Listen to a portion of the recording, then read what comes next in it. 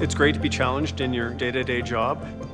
I've always been interested in data and geographic information systems, and then fusing that with drone technology and the ability to leverage these incredible machines to support humanity, I think is an incredible thing.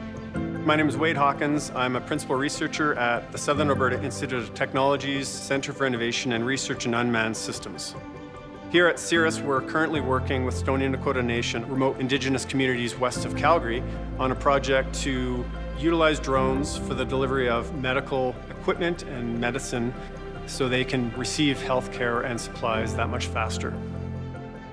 Access to healthcare supplies primarily can be challenging, especially in a situation where there may be an elder that may be closed off because of winter road conditions. We can send medication like insulin, medical devices like ultrasounds to that community location and provide them with that type of delivery service. So it's really breaking down the barriers. One of the key goals of this project is to be able to generate beyond visual line of sight certification and flights to support the project.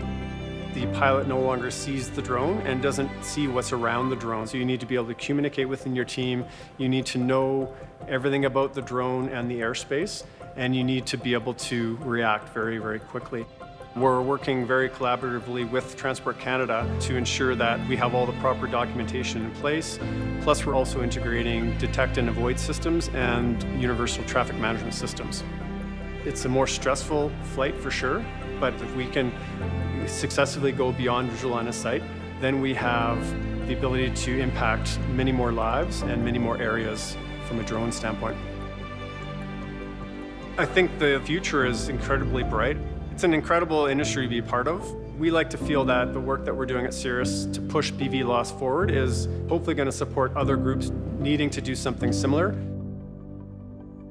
If we can go beyond visual line of sight to support remote communities and provide them with medical resources, that's a big win, and I think that's worth the challenge that we're encountering.